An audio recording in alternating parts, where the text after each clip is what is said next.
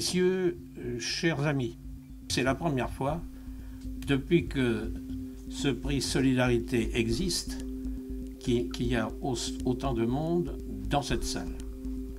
Et le prix Solidarité, c'est le 6e. Je me tourne vers Monsieur Vigneault, je ne me trompe pas. C'est le 6e qui va être mis.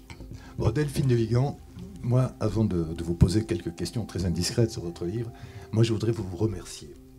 Je voudrais vous remercier dans ce paysage de la littérature française qui est très narcissique et très nombriliste, d'avoir su tourner votre regard, non pas vers cette France d'en bas, j'ai horreur de cette expression qui est très condescendante, mais je dirais plutôt vers la France d'à côté.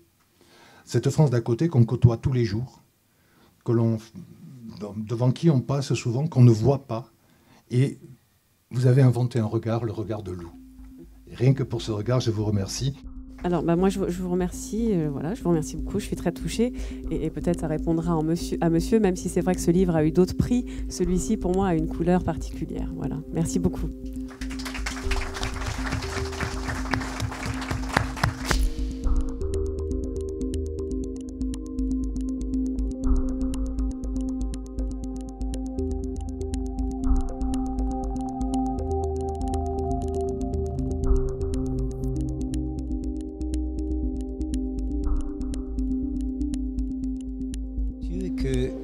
J'ai beaucoup de gratitude pour mes lecteurs, parce que je considère qu'un livre a toujours deux auteurs, celui qui l'écrit, celui qui le lit.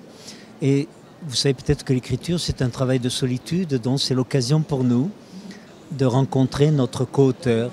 C'est toujours une occasion de rencontrer des gens qui vous disent des choses en général aimables sur vos livres, donc ça fait plaisir.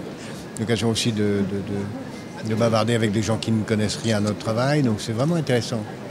Oh, l'avenir du livre est très formidable, puisque l'avenir du livre, il y a 1 milliard de personnes qui savent lire, bientôt il y en aura 5 milliards, donc il y aura des besoins de livres absolument partout.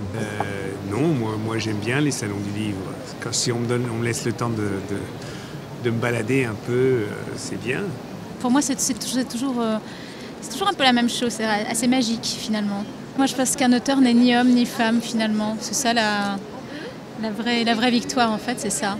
Enfin, moi, il me semble. J'ai pas l'impression d'écrire en tant que femme, mais c'est vrai que j'ai surtout des lectrices. C'est toujours assez étonnant d'entendre une fille ou un garçon de 15-16 ans vous parler de votre livre quand vous en avez un peu plus. Et puis, le salon du livre, c'est un endroit qui est bien parce qu'on est à côté de gens bien, à droite, à gauche, voilà. Et puis, on voit des gens bien, donc c'est formidable. Je crois que le livre ne mourra jamais, voilà, parce que c'est une invitation au voyage. Moi, je ne me contente pas d'écrire, mais je suis un grand lecteur, je suis un papivore, vraiment. Et je considère que c'est une ouverture sur l'univers. Voilà, à travers la lecture, eh bien, on s'agrandit, on voyage et on rêve.